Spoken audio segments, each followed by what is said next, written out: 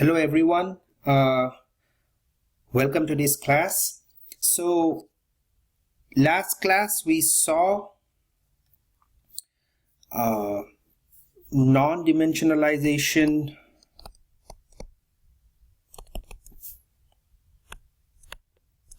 or non-dimensionalizing an equation.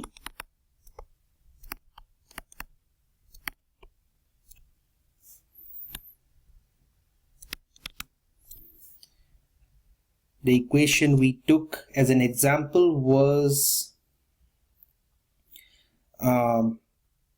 equation of motion of a free-falling object under the influence of gravity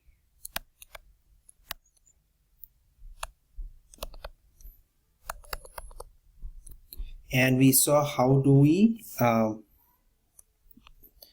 saw that equation of motion. When we solve this differential equation, we get z naught plus w naught t minus half gt square, and we went on to non-dimensionalize this equation of motion. And so this was what we did the last class. But one of the things what we probably come to realize after this first methodology of non-dimensionalization is you really need to know the governing equation to apply this technique. Now, what if you do not know the basic or the fundamental governing physics and the equation between which relates the different variables? How do you non-dimensionalize such a process? And this is really important for engineers, because not every system is explainable using simple equations, simple governing physics equation. As we have seen in places like turbulent flows and other things, there is no analytical expression available. So what do we do in such a situation? So here we see what is known as the second technique, or the method of repeating variables. You can also call it as the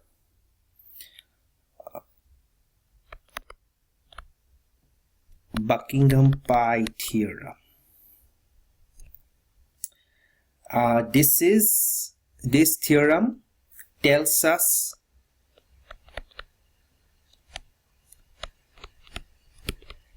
how to generate non-dimensional parameters or pi's. Basically was, as the name suggests, introduced by Mr. Buckingham, E. Buckingham,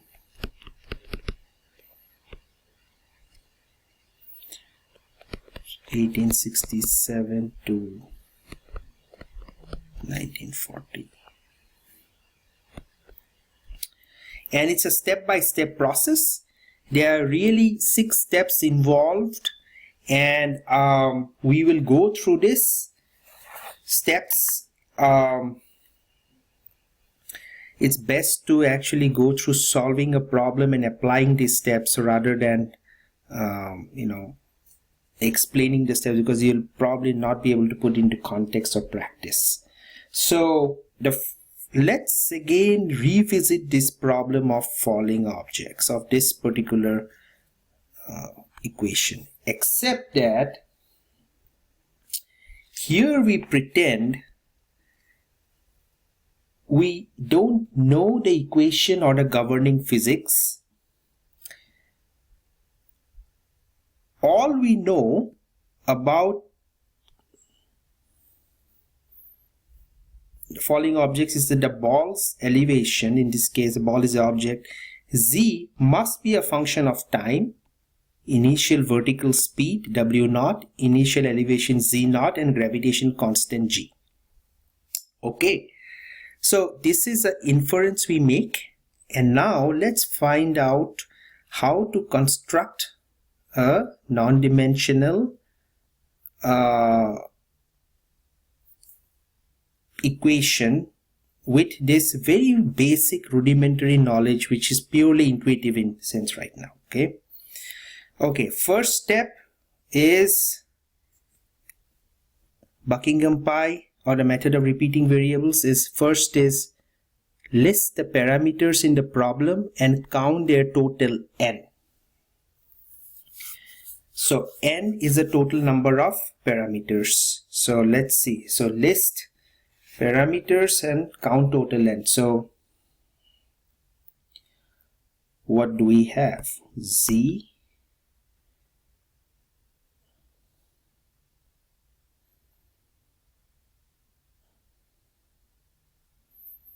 is a function of time, W naught, Z naught, G. Okay, so ZT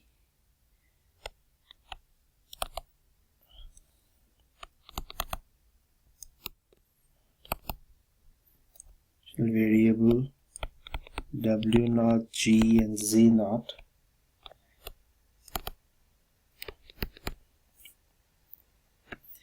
dimensional constants. Okay, so we have n equal to 5. There are 5 parameters. So the thing here is that step 1, the total number of parameters, all parameters should be independent.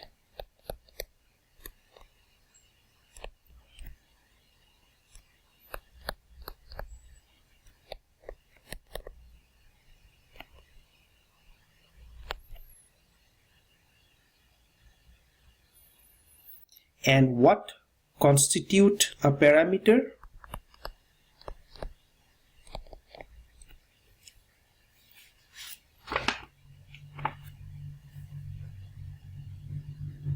All the variables. Parameter is all variables. That is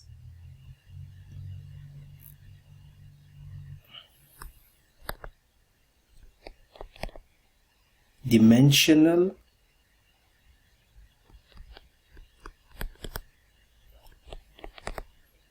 plus dimensional constants. Okay, all right. Next, step 2, list the primary dimensions of each parameter. So this is the step 2 here. List the primary dimension of parameter of n, each of the n parameters. Here we have n equal to 5. So Z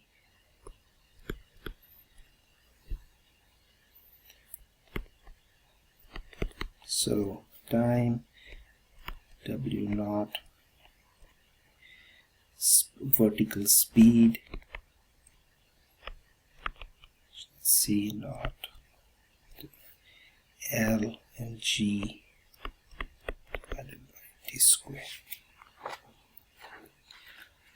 Okay, next we go to step 3, which is we have to guess set J. J here is the reduction number. Remember, one of the objective of non-dimensionalization is to reduce the number of parameters, as we have seen in the first technique last class. So here J is the reduction. J is the reduction number of primary dimensions. So how do you find J? J is the number of primary dimensions. From the knowledge of J, we calculate K, where K will tell you the expected number of pi's for this particular system. Okay. Now the thing to note is you could encounter a situation where K could be 0. if k turns out to be 0, first check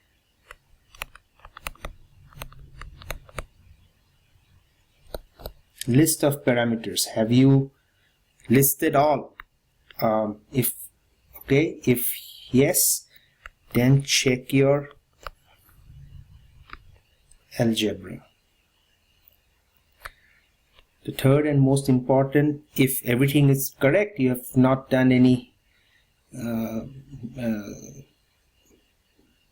mistakes or anything, then you reduce j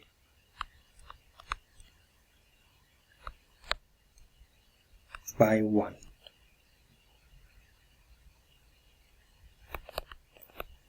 If all else fails. Okay, so let's see, in this particular case, what do we have? L and T are the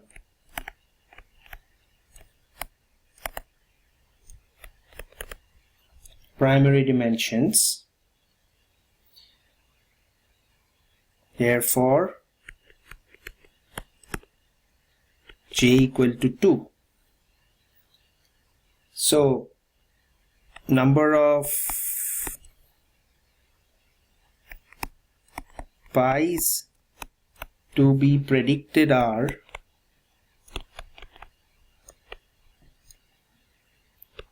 is k is equal to n minus j. In this case, n is equal to 5 minus 2 equal to 3. So we can expect 3 pi's in this particular, for this particular system. Okay, so it's not equal to 0, but we could have problems where k is equal to 0. Okay, the next step is we have to choose j repeating parameters. That is j equal to 2 in this case. So there are some guidelines in, how do you choose that? It's there in your textbook, in the chapter. Go through it. Most important thing is, the first guideline is very important, is don't choose dependent variables. Should not pick them. So definitely not z. It's a dependent variable. That's what we have to find. So we have to choose from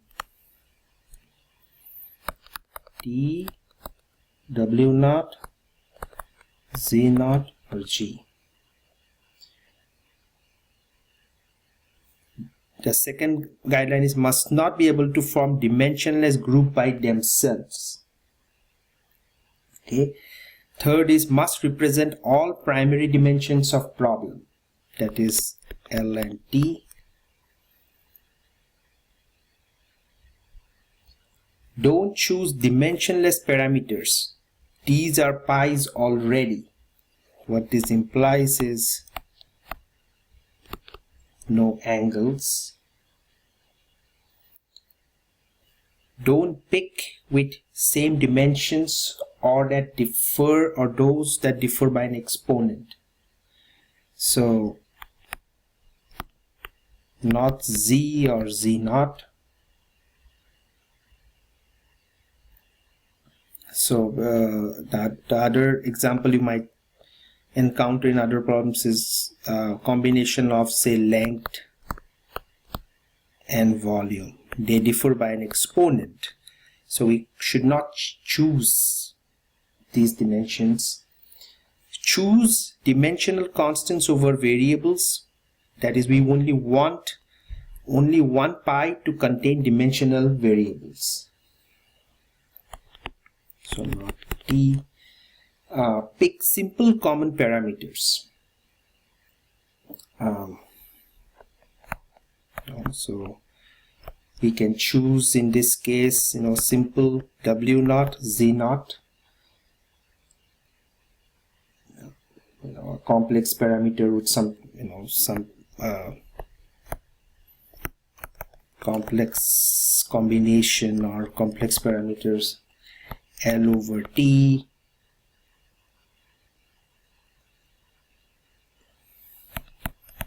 L over T square, etc. Okay. So now that we have chosen W0 and Z0,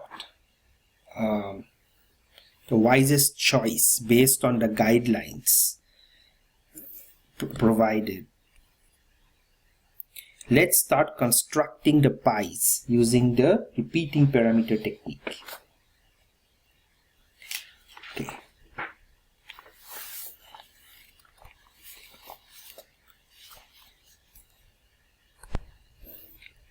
We group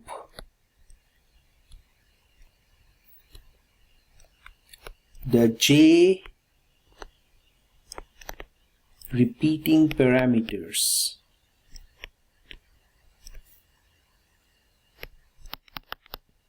with the remaining parameters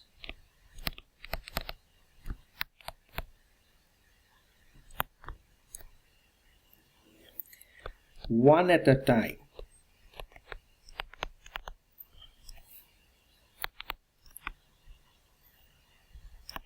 to generate the pi's. The other thing to note, this is the technique we will use, step 5. The thing to note here is the first pi is always dependent.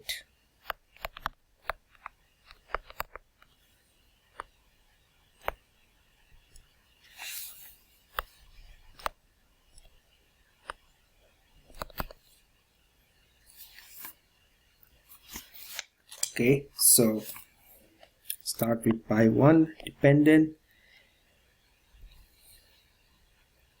and pi 1 is equal to this from step 2 above.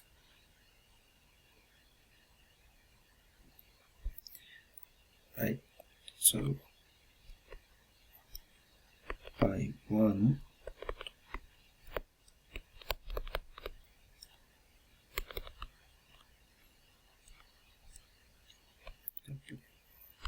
A1. So we have to find the exponents A1 and B1. And how do we do that? We apply the primary dimensions and force pi to be dimensionless.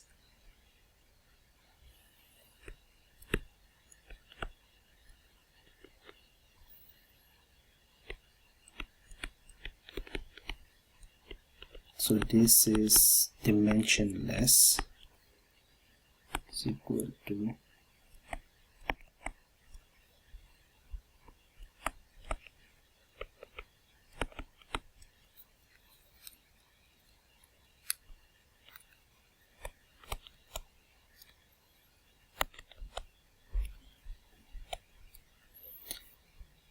W0 is L over T, Z0 is L V1. So now we equate the exponents. Time 0 is equal to minus A1. Therefore, A1 is equal to 0. Length equal to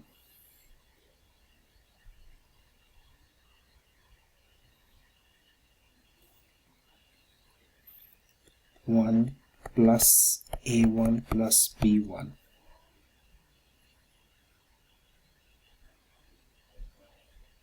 Right, so how do we get this?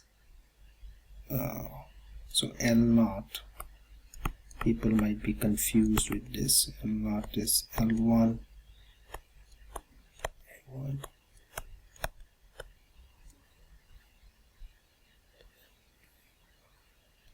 right? So this gives her to b1 is equal to minus 1. So altogether what we get, our first dependent pi 1 is equal to z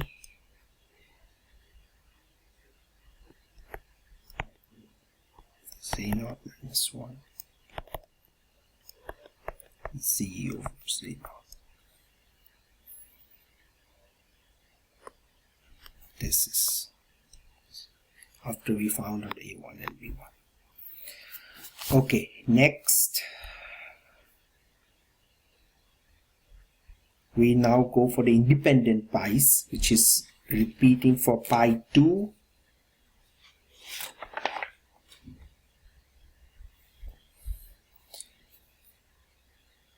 and pi 3. So repeat for pi 2.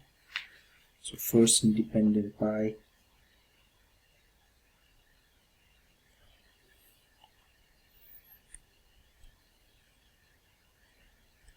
pi 2 equal to t w naught a2 z naught b2. 2 is equal to, we have to look at this. Now this second step is primary dimensions, make it dimensionless and force the constants. L1 t minus 1 b2 b2. We get a2 by equating the constants.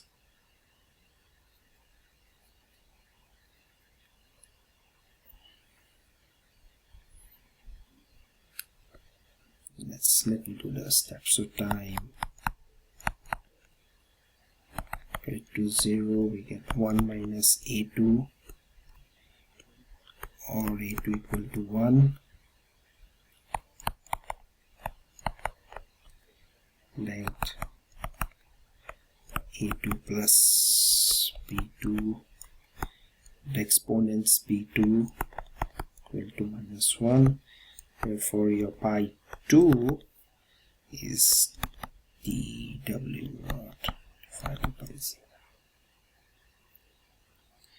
Okay, now let's go for pi 3, which is g.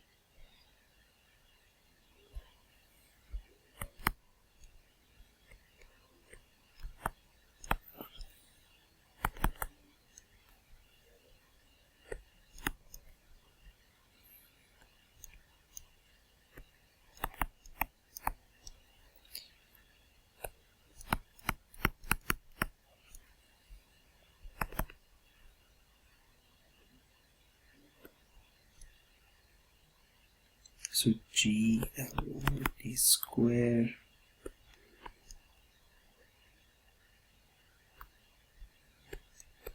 L over d exponent a3 L exponent a3.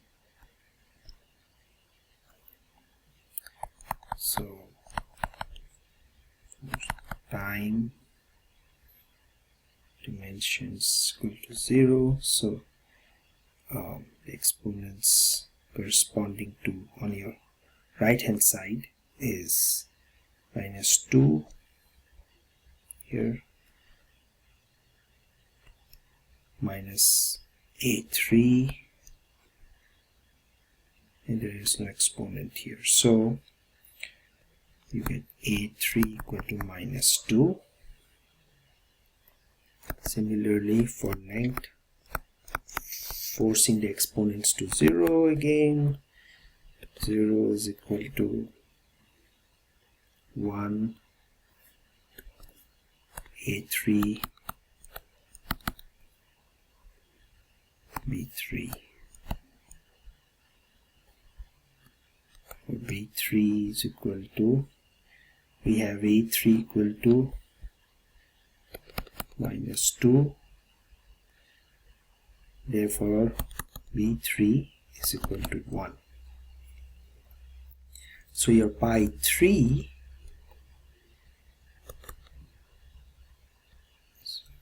the third pi is g z naught. G times z naught divided by square. So we have now constructed the 3 pi's, what is expected based on your step 3. Okay, so now the last step is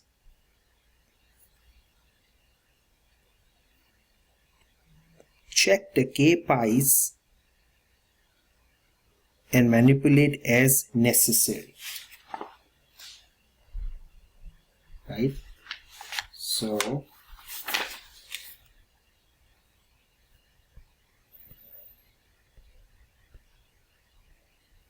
see,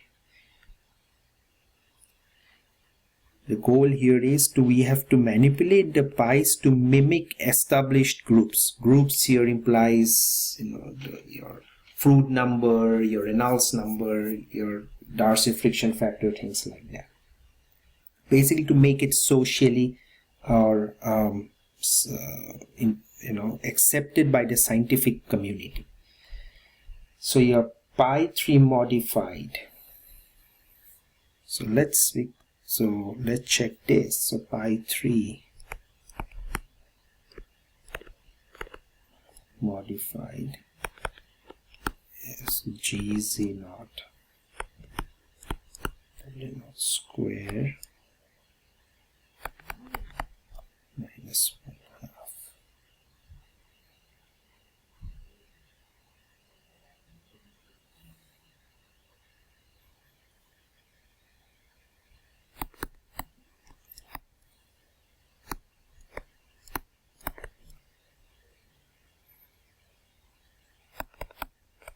Which is the Froude number.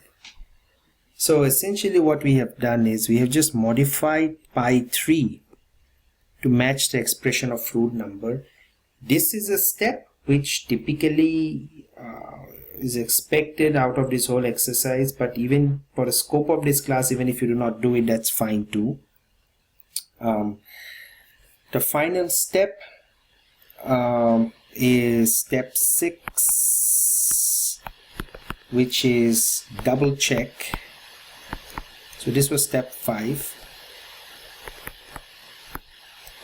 Double check if pi's are indeed dimensionless.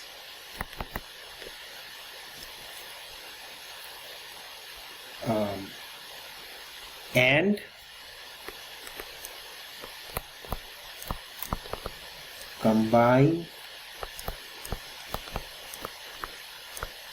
pi's to form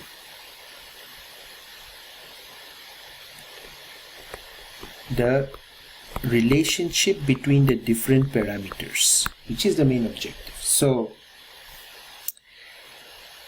what is our pi 1? Expression is pi 1 is a dependent function of pi 2, pi 3. Therefore pi 1 is z over z naught, function of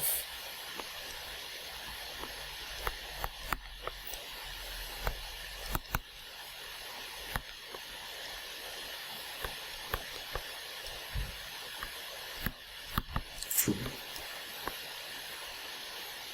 So this is your final expression, the relationship connecting the elevation of the ball with the different parameters which will influence this height, gravity.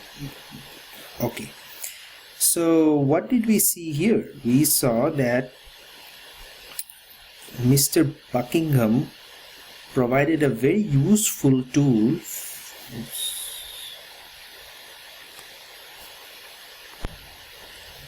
for constructing relationships between the governing variables in a system where we do not know, or we might not have the knowledge of, the analytical equation. That is a big contribution by Mr. Buckingham via his Buckingham Pi Theorem, or we also call it a method of repeating variables. All you need to do is first list out the parameters, count them, how many variables, dimensional variables, dimension constants are there, the dependent and the independent variables, list them out. Then you follow the 6-step procedure to find out the relationship, which once you find out, you can really make good predictions as to what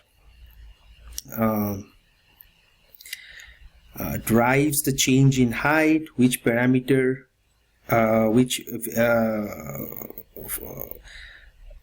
parameter controls in what magnitude the elevation, and so on and so forth. Okay, so this is what we saw again. The final functional form, as I said,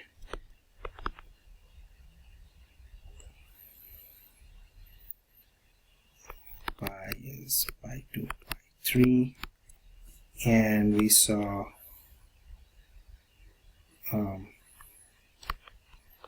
z over z naught, function of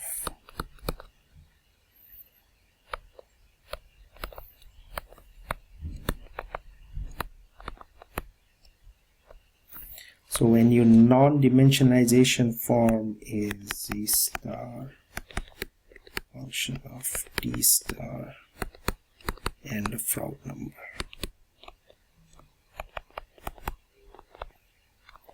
This is what we had also seen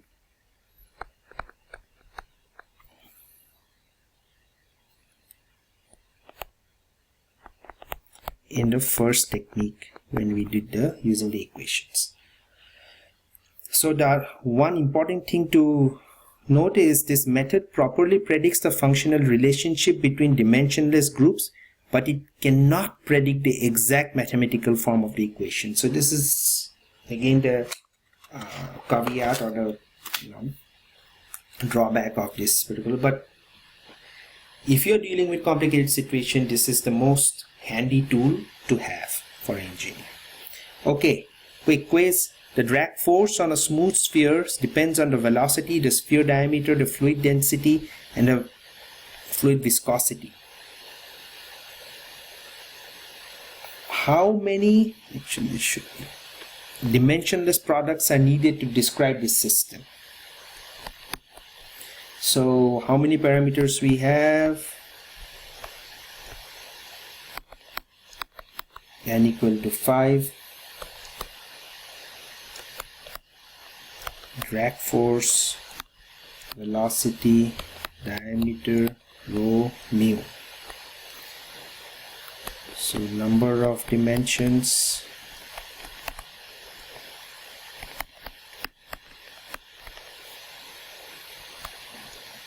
J, so drag force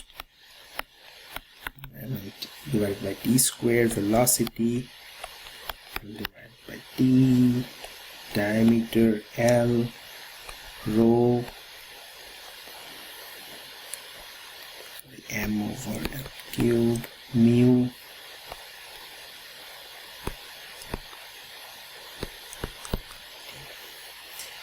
so how many J's we have? Dimensions then? M, L, and T. So J primary dimensions 3. For K is N minus J, or 5 minus 3 equal to 2. So the question was how many dimensionless products, that is how many pi's are needed, right? We need K pi's, 2 pi's to express this. If the Buckingham Pi theorem indicates that only one pi term is required to describe a problem, what does that mean? Interesting question. So if only one pi is needed, situation can exist, and very likely the pi term is equal to a constant. An example you see is what we call it as a Stokes flow.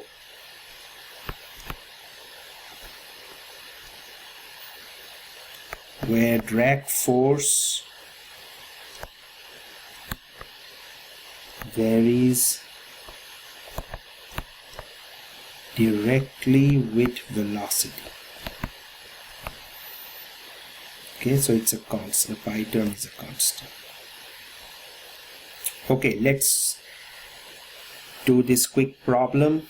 This is an example. It's a pressure in a soap bubble.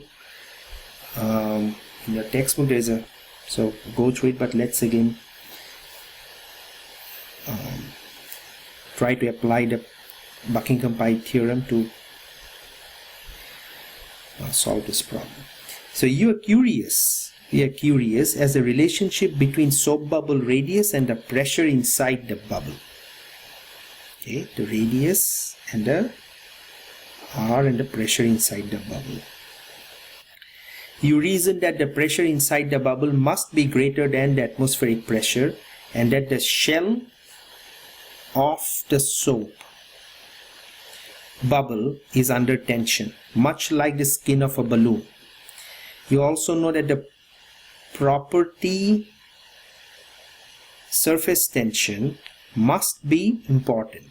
So we know that surface tension is important, but we do not know any physics. So, not knowing any other physics, you decide to approach the problem using dimensional analysis.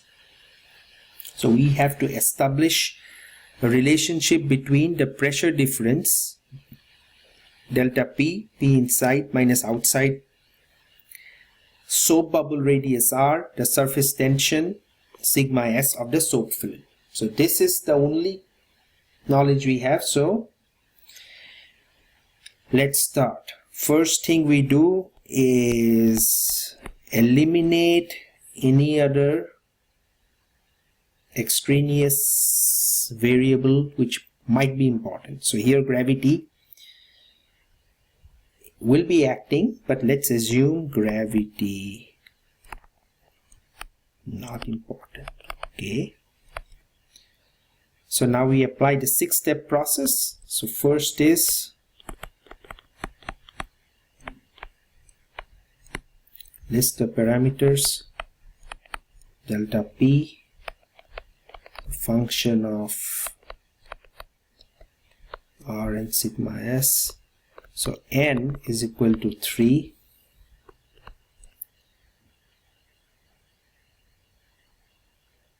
Next, step 2, the primary dimensions.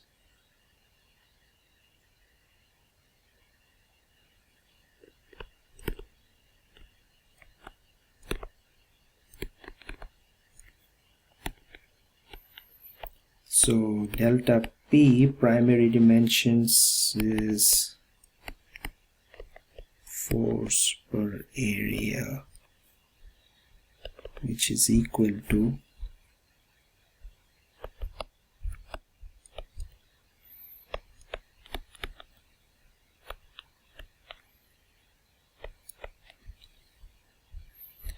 square or equal to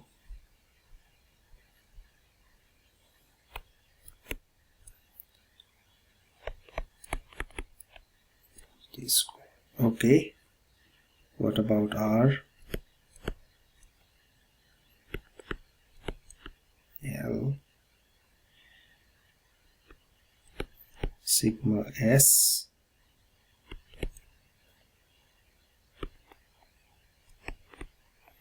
force by length, which is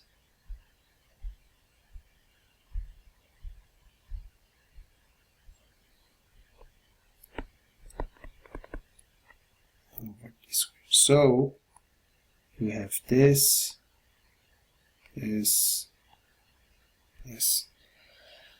So how many primary dimensions? M, L, T.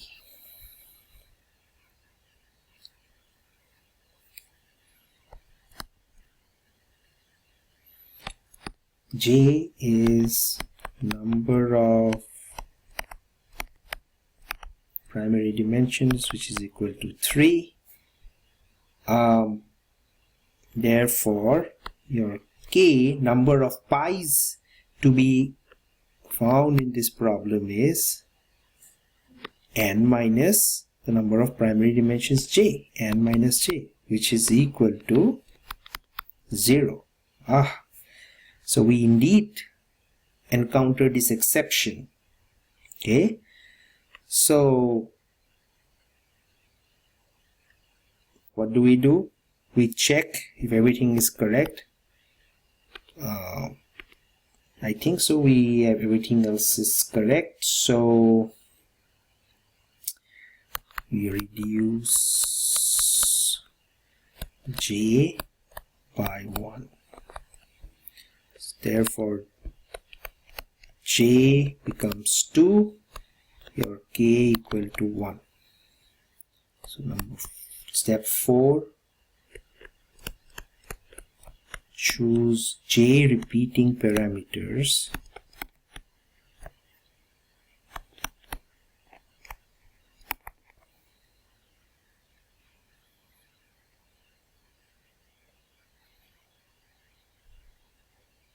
only real choices we have based from the guidelines which were provided R and sigma s, because third variable delta p is a dependent variable and we cannot choose it. So R and sigma s, surface tension it is. Next, step 5, we construct the pi's. There is only one pi in this problem. Pi 1 is equal to delta p r exponent a1 times surface tension sigma s raised to the power exponent b1. Units, force them, the dimensions, exponent force them to 0, and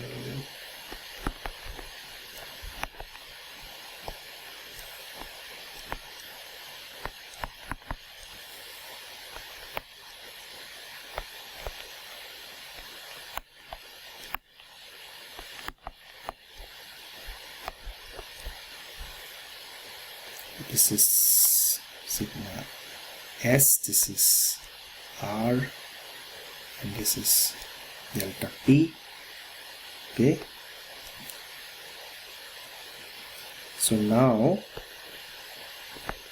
forcing the exponents to 0 for length, we have minus 1 plus a1, which gives a1 equal to 1.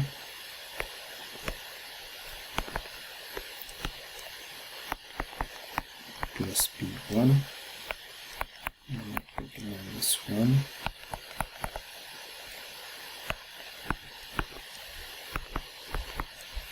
minus 2 plus 2b1 b1 equal to minus 1. Therefore, we have pi 1 is equal to delta p times r divided by sigma s. So we have this form now for the only pi which is expected out of this problem. What is it similar to?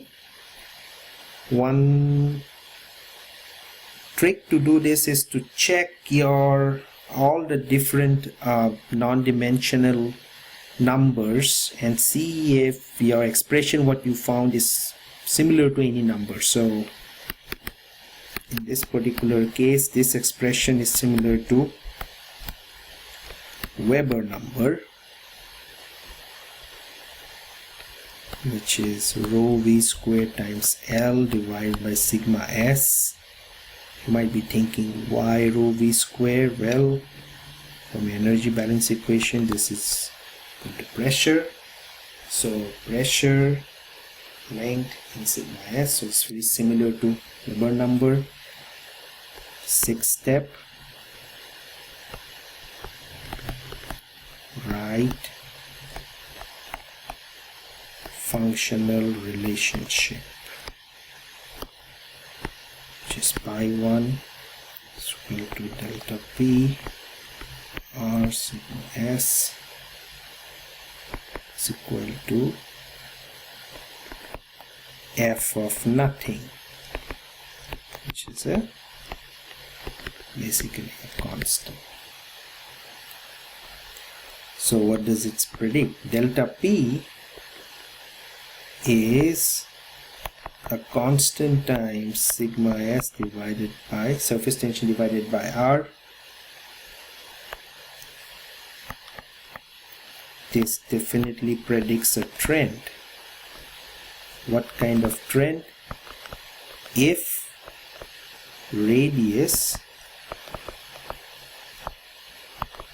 is doubled, your delta p decreases by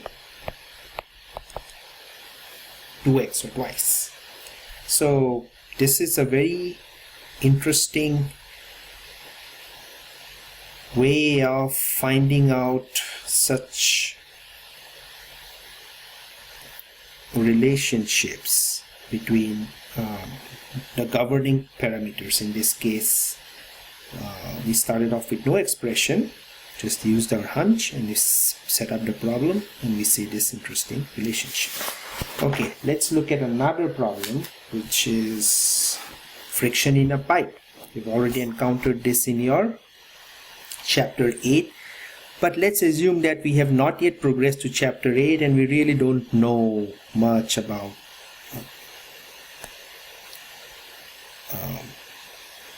what is the expression for friction in the pipe, which is the Darcy's friction factor, how it relates to the shear stress of a wall, your E over D parameter, the roughness, height, and so on and so forth. So consider flow of an incompressible fluid, density rho, viscosity mu, through a long horizontal section of a pipe, diameter d. Velocity profile is shown here.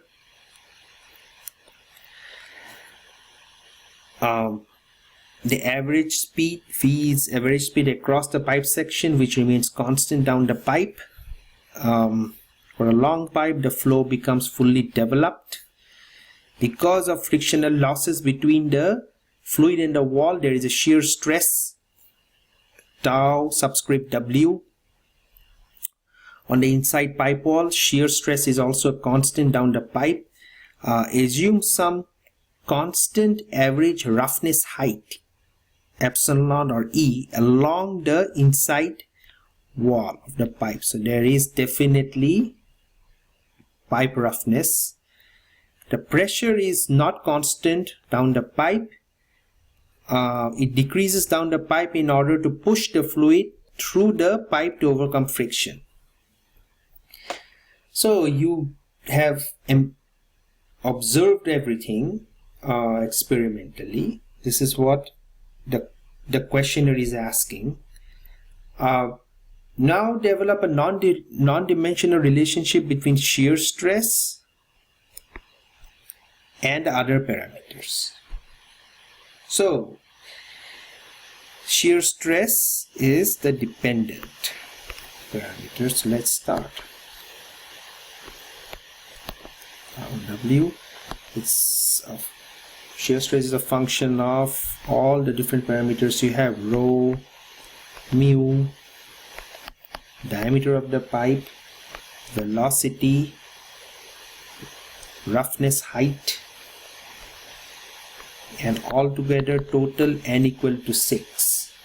Okay, step 2, primary dimensions. tau shear, so it's force over area,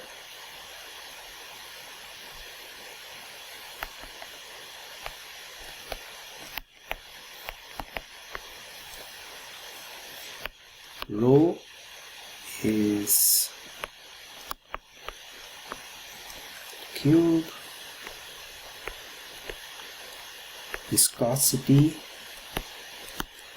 m divided by L times d, d is L,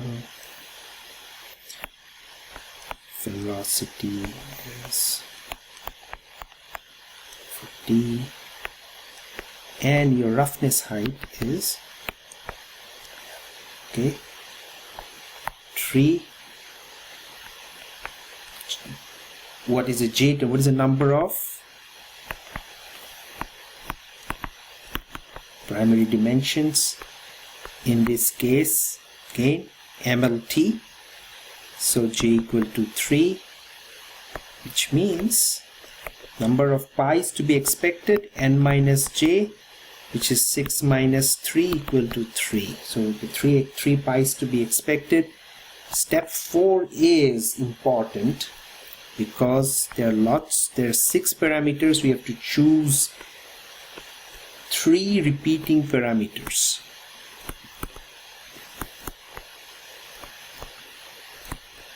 Right? So what are the parameters to choose? Rho, mu, d, v, e. The guidelines, tau is dependent, so it's out of contention.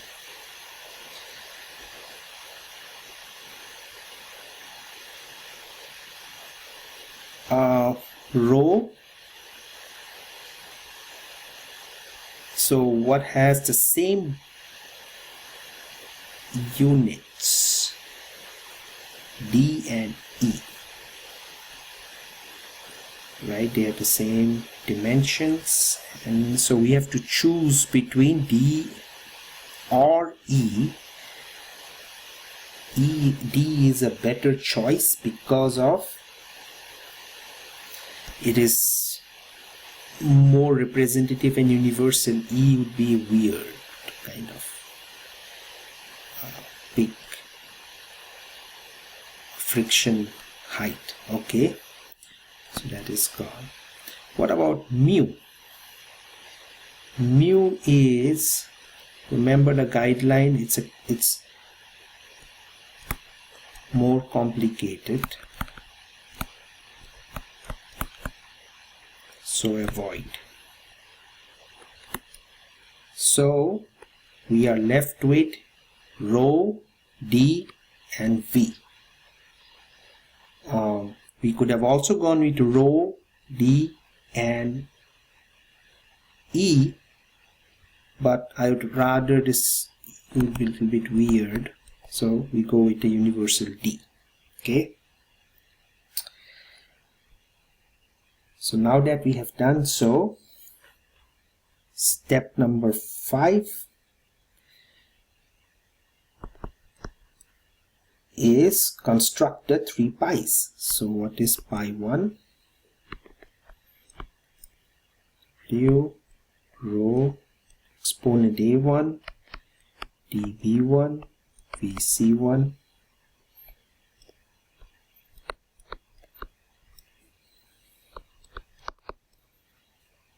zero.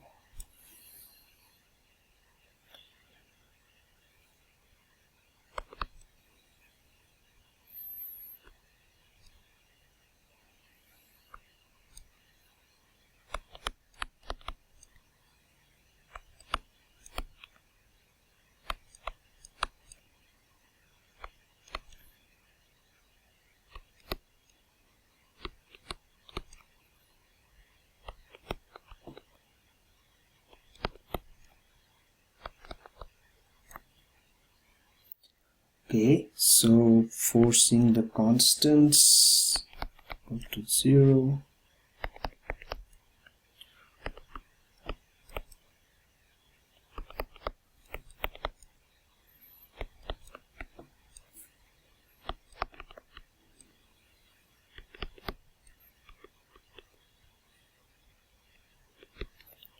p1 minus 2, p1 equal to 0,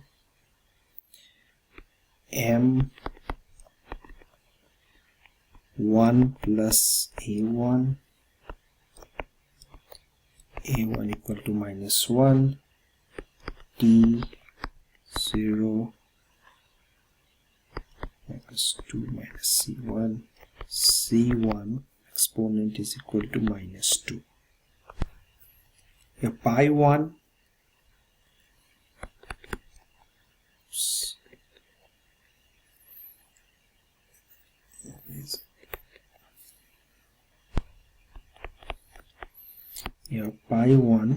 is therefore tau w over rho v square. This is very similar, as you can see, in the form similar to Darcy friction factor form.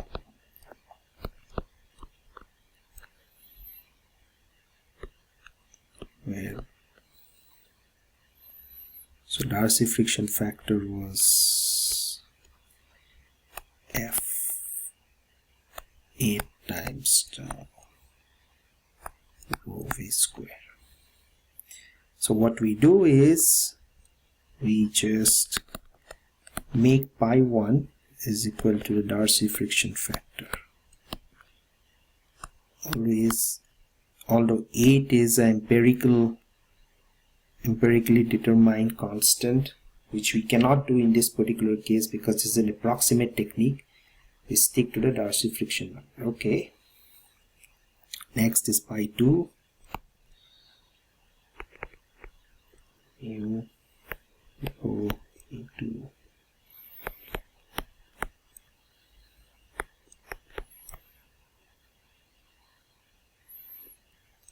so we have to find out the exponents a2, b2, c2.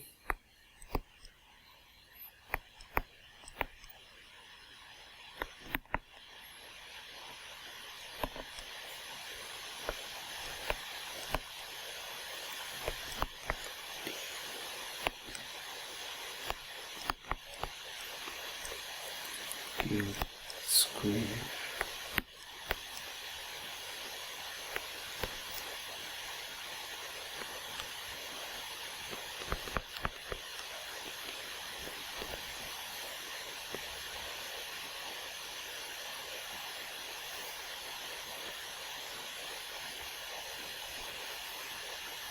okay. So force, so the dimension exponents to be 0. We got minus 1 minus 3a1 plus b2 plus c2. You get 1 is equal to 3 plus b2 minus 1, b2 equal to minus 1. For m, 1 plus a2 equal to minus 1. For t, minus 1 minus c2. Therefore c2 is equal to minus 1. Plugging in this exponents, you get pi 2 mu rho dv, which is actually inverse of Reynolds number. So your pi 2 is a Reynolds number.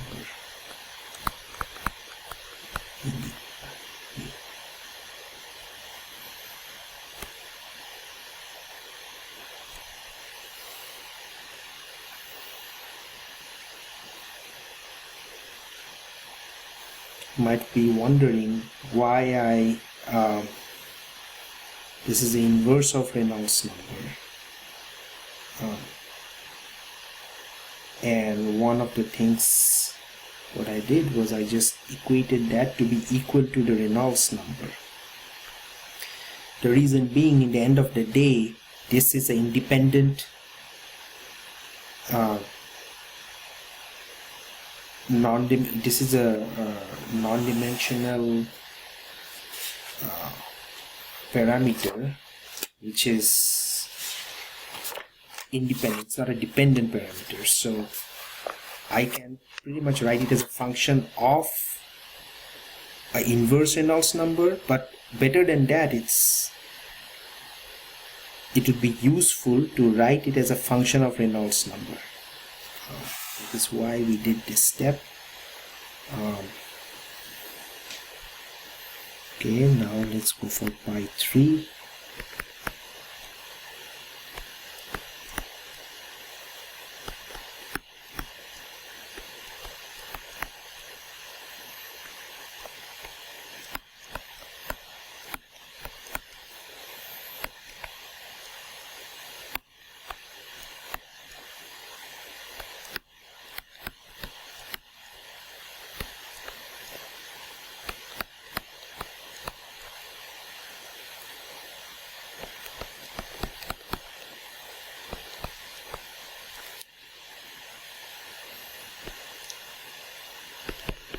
Exponent is equal to 0.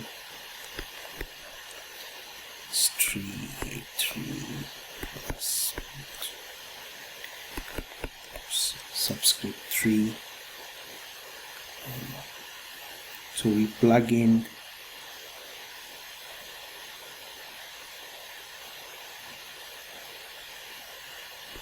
this goes to 0. 0 for P3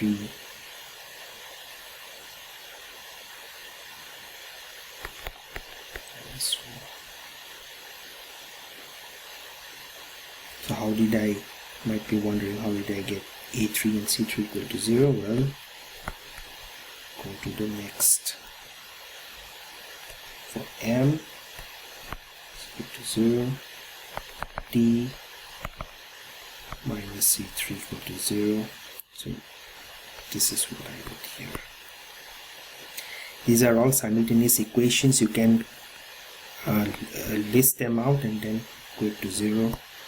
So pi 3 is equal to E over D, which is the roughness ratio, as you have seen. So as you have seen, in this particular problem, we started off with no knowledge of the complicated analytical expressions you have studied in chapter 8, but still we get to pretty close in terms of the exact analytical form. So step 6 is the form, which is f of pi 2 and 3. It is f 8 rho v square equal to functions of Reynolds number and roughness ratio. So this expression is true for all pipe flows, and you might be, again, I always try to express such relationships in standard non-dimensional numbers such as Reynolds number, Darcy friction factor, what has been established by the community. True for all pipe flows. This was an example which you can connect based on your knowledge of chapter 8. That is the beauty and the power of this Buckingham Pi Theorem. Okay, the final slide of this particular lecture, which I'm going to go through, is the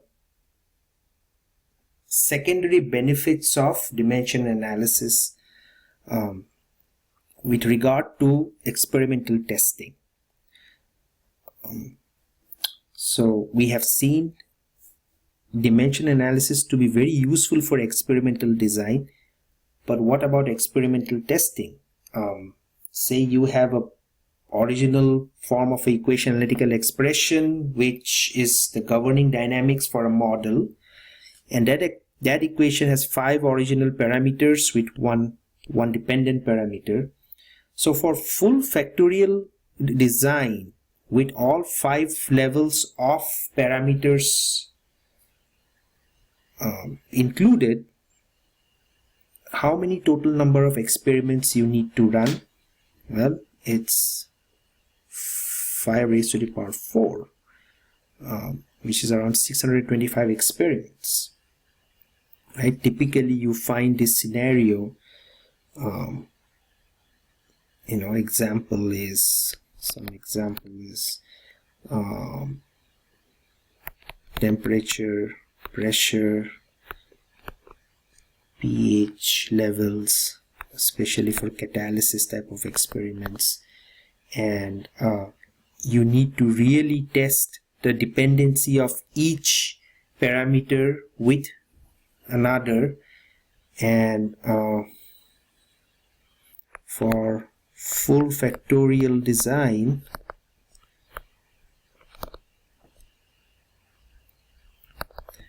we have to take into consideration of all possible combination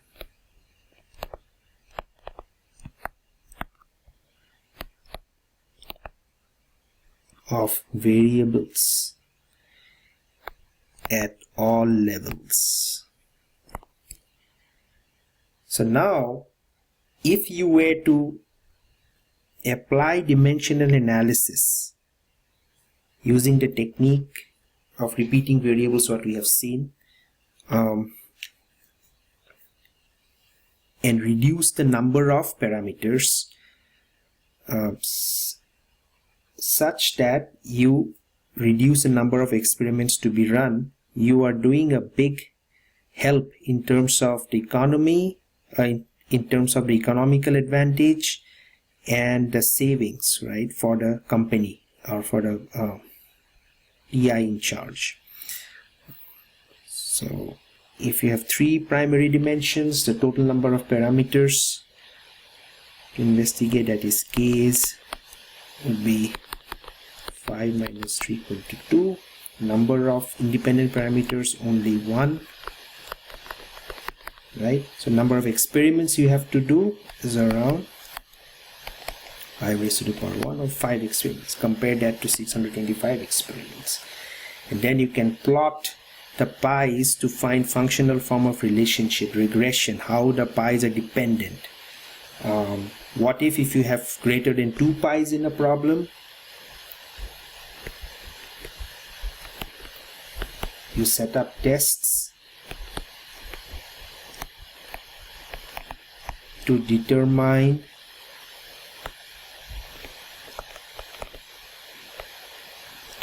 relationship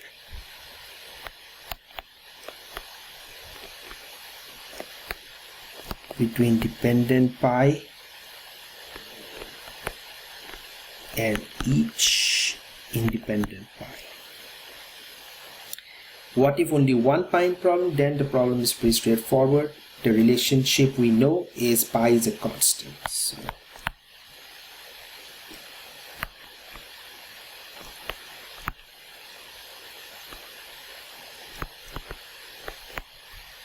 form of relationship, that is pi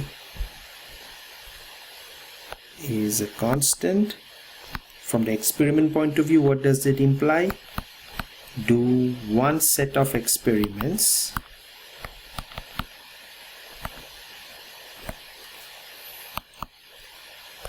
to determine the constant.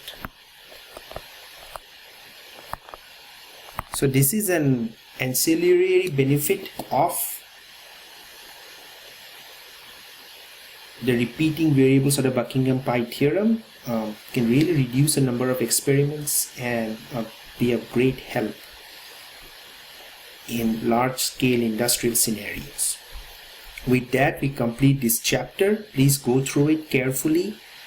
It's a pretty hands-on chapter, meaning the more you practice problems, the better you get at it.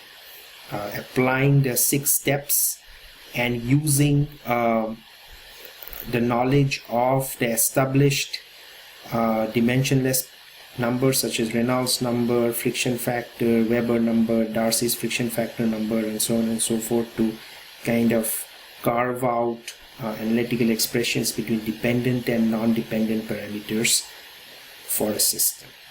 So hope you guys use this knowledge to solve the homework problems which will be assigned to you this week. Thank you.